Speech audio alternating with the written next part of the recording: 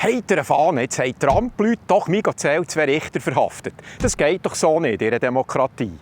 Aber halt, sind wir denn sicher, dass sie uns alle Informationen gegeben haben? Oder fehlen entscheidende Details? In diesem Video zeige ich euch, was die Schweizer Medien weggelassen haben. Ihr werdet staunen. Ciao zusammen von unten hier. Herzlich willkommen. Wieder mal ein super Tag in Kalifornien.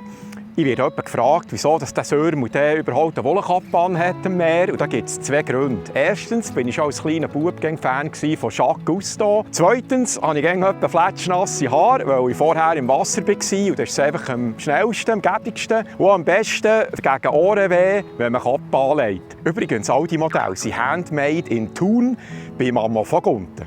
Aber legen wir los mit dem Beitrag. Ich habe wieder ein wunderschönes Beispiel gefunden, wie die Staatsmedien uns manipulieren wollen. Die Verhaftung von 2 Richtern gibt momentan fein ein bisschen zu reden. Ich habe gemacht, was ich in so einem Fall immer mache. Ich glaube, zuerst schaffe ich es nicht. Und dann bin ich ein bisschen gegusselt, um herauszufinden, was eigentlich passiert ist. Was sagen die verschiedenen Seiten dazu? Hier, was ich herausgefunden habe. Schauen wir zuerst an, wie die Schweizer Medien über die Verhaftungen berichten. Laut einem SRF-Korrespondent haben Beamte von der Ausschaffungsbehörde in einem Gerichtsgebäude einen Mann verhaften, der dort wegen einem Vergehen antraben musste. Zitat von der Pressemeldung vom SRF. Die Bundesbeamten wurden dann vorübergehend weggewiesen. Daraufhin wurde die zuständige Richterin von den Beamten verhaftet, weil sie einem papierlosen Migranten geholfen habe, sich der Verhaftung zu entziehen. Weiter sagt der Artikel, die Verhaftung der Richterin nun ist eine klare Eskalation dieses Konflikts. Mit Konflikt ist hier gemeint, dass die Ausschaffungsbehörde vor allem in demokratisch regierten Städten gegen auf Widerstand stösst. Die eher Trump-kritische Presse warnt von einem Angriff auf die Justiz. Sie sehe autoritäre Tendenzen. Hier blasen vor allem Aktivisten aus der Demokratenszene ins gleiche Horn. Hier so eine Schlagzeile. Das FBI verhaftet einen amtierenden Richter. Ein beispielloser Angriff auf unser Gerichtssystem. Die demokratische Politikerin Gwen Moore zeigt sich entsetzt. Die Bereitschaft dieser Regierung, die Strafverfolgungsbehörden zu instrumentalisieren, ist schockierend. Und diese Verhaftung trägt alle Merkmale von Machtmissbrauch. Einen Tag vorher ist auch ein Richter von New Mexico und seine Ehefrau verhaftet worden. Was all diese Artikel gemeinsam haben, ist, dass der Kontext fehlt. Details, was die Verhafteten überhaupt verbrochen haben, wird nicht erwähnt. Stattdessen wird vorgeschlagen, Trump sei halt einfach ein willkürlicher Drahtzieher. Schauen wir jetzt kurz an, was die Regierung zu diesen Vorfällen meint. Was sagt die Trump-Administration zum Ganzen? Die Richterin Hannah Duggan sei verhaftet worden, weil sie die Justiz behindert habe. Sie soll einem illegalen Migranten zur Flucht verholfen haben. Richterin Duggan brachte den Angeklagten durch die Tür der Geschworenen aus dem Gerichtssaal in einen privaten Bereich. Der Fall vom verhafteten Richter Joel Kano und seiner Frau sei dann noch schwerwiegender zu bewerten. Der Vorwurf ist, die 2 hätten ein Mitglied von einer Gang bei sich versteckt, das sich illegal im Land aufgehalten hat. Zudem sollen sie auch Beweise vernichtet haben von seinen Straftaten. Und das hat mich dann schon ein bisschen gewundert gemacht. Darum bin ich noch ein bisschen mega graben. So wie wir das hier eben machen, auf dem Von Gunten-Kanal. Und das ist ja dann schon unglaublich, was da passiert ist. Die beiden Fälle im Detail. Was ist passiert? Zuerst zum Fall von Richterin Hannah Duggan. Der Tatort war Milwaukee in Wisconsin, und zwar am 18. April dieses Jahres.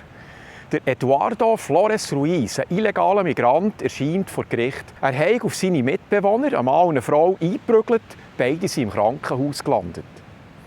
Auf eines der Opfer hat er über 30 Mal eingeschlagen und auch noch gewürgt. Der Typ wurde wegen häuslicher Gewalt vor Gericht angeklagt. Er hatte 2 Menschen verprügelt. Einen Mann, den er 30 Mal ins Gesicht schlug, zu Boden warf und würgte, sowie eine Frau. Er verletzte die beiden so schwer, dass sie ins Krankenhaus mussten. Ebenfalls im Gericht anwesend sind Beamte von der Einwanderungsbehörde ICE. Die sind dort, um ihn zu verhaften, weil er illegal eingereist ist. Er ist im 2013 schon mal ausgeschafft worden, ist dann aber erneut illegal über die Grenzen zurückgekommen. Die Richterin erfährt, dass der Grenzschutz draußen wartet, um den Mann abzuführen. Er wurde bereits 2013 abgeschoben. Er kam zurück und begeht diese Taten. Die Opfer sind im Gericht. Die Richterin geht raus in den Gang und schreit die Beamten der Einwanderungsbehörde an. Sie ist wütend. Sie kehrt in den Gerichtssaal zurück. Und es ist einfach unglaublich. Sie nimmt den Angeklagten und den Verteidiger mit in ihren Privatraum und sagt ihnen, sie sollen zur Hintertüre raus. Daraufhin gibt es eine wilde Verfolgungsjagd. Die FBI und die DEA-Agenten säckeln durch das Gerichtsgebäude dem Straftäter hinterher nach. Ein paar Strassen weiter haben sie ihn dann doch noch geschnappt. Dies endete in einer Verfolgungsjagd zu Fuß. Ein DEA-Agent und ein FBI-Agent verfolgten den Flüchtigen durch das gesamte Gerichtsgebäude.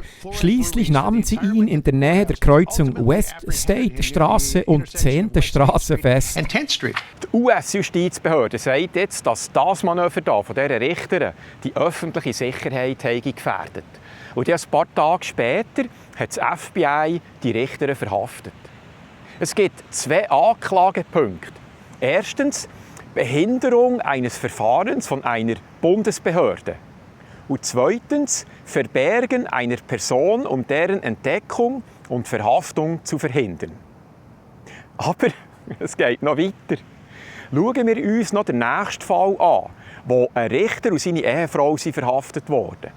Der Fall Joel Kano.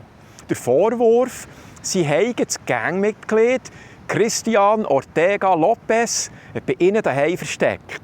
Obschon die gewusst haben, dass der von den Behörden gesucht wird. Er gehört zur brutalen Tren de Aragua Gang. Auf einem beschlagnahmten Handy vom illegalen Ausländer, von Venezuela ist der, glaube ich, gekommen, haben die Ermittler schockierende Fotos gefunden von ermordeten Opfern. Und auch dem Richter seine Frau haben mitgeholfen. Sie haben ihm Waffen gegeben, zum Beispiel Sturmgewehr mit Schalldämpfer.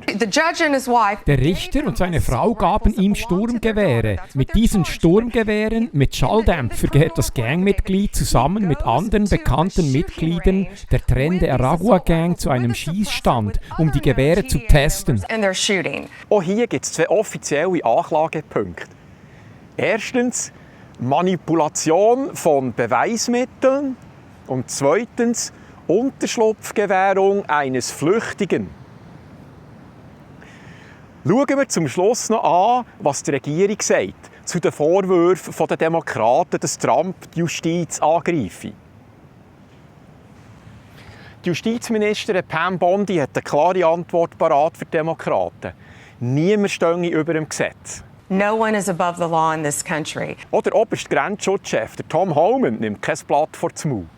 Er droht, wer illegale Einwanderer, die straffällig wurden, versteckt. Der Obacht, wir können euch holen, egal was ihr von Beruf seid.